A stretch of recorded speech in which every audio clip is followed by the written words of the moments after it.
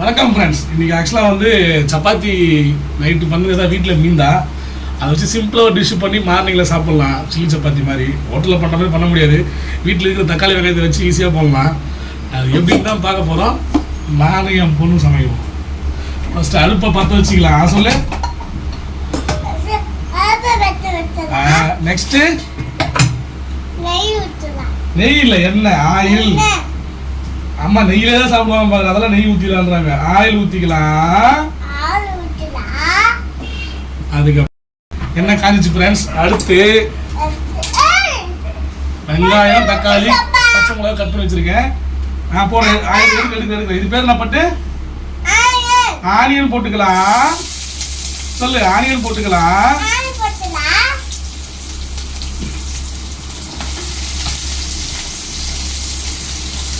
அடுத்து தக்காளி, பச்சை மிளகா போட்டுக்கலாம். சொல்லு. சொல்லு. என்ன போது? அப்புறம் சில்லி ரெண்டுத்தையும் போட்டுக்கலாமா? சொல்லு. டொமேட்டோ சில்லி போட்டுக்கலாம். போட்டுட்டு நல்லா ரெண்டுத்தையும் வதக்கலாம். ஸ்மிதா, இப்போ நம்ம என்ன செய்யறோம் தெரியாதா? சில்லி சப்பாத்தி செய்யறோம். யாருக்கு செய்யறோம் இப்ப இந்த சாப்பாடு? இது யாருக்கு செய்யறோம்?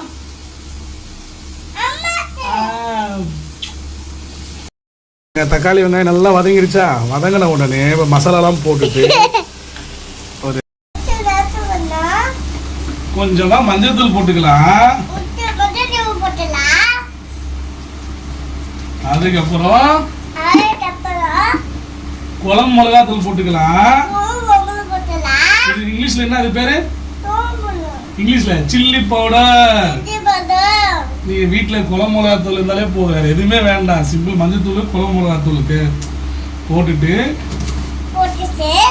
அதுக்கப்புறம் லைட்டா உப்பு. ஏன்னா சப்பாத்தில உப்பு இருக்கும், பார்த்து போட்டுங்க. லைட்டா அந்த மசாலா மட்டும் உப்பு போட்டா போதும்.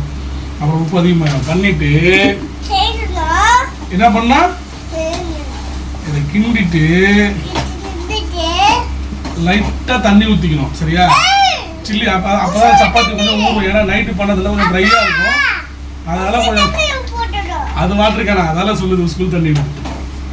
லைட்டா அந்த தண்ணி லைட்டா கொதி வரணும். இப்போ லைட்டா அந்த இது வந்து கொதி வந்துச்சு பாருங்க.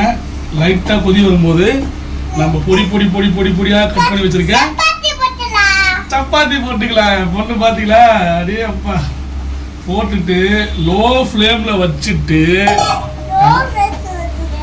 லைட்டா லோ ஃப்ளேம்ல, அதிகமா ஃப்ளேம் வைக்கக்கூடாது. ஏன்னா தண்ணி டக்குன்னு சுண்டிடும், சப்பாத்தி ஊறாது.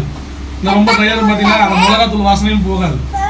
அதனால லோ ஃப்ளேம்ல வச்சுட்டு நல்லா கிண்டிட்டு இருக்க ஒரு 5 to 6 minutes கிண்டிங்கன்னா உங்களுக்கு ரெடி ஆகி சொன்னா எண்ணெய் தனியாக பிரிஞ்சு மேலே ஆயில் தெரிஞ்சு போயிடலாம். அப்படின்னாலே அந்த மிளகாத்தூள் வதங்கிடுச்சு, எண்ணெய் உங்களுக்கு தெரிஞ்சுன்னு அர்த்தங்க.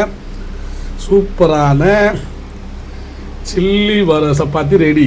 ஹோட்டல் ஸ்டைல் இல்லை, வீட்டு ஸ்டைலில் கண்டிப்பாக செஞ்சு சாப்பிட்டு பாருங்க. செம டேஸ்ட். Thank you friends. பாய்.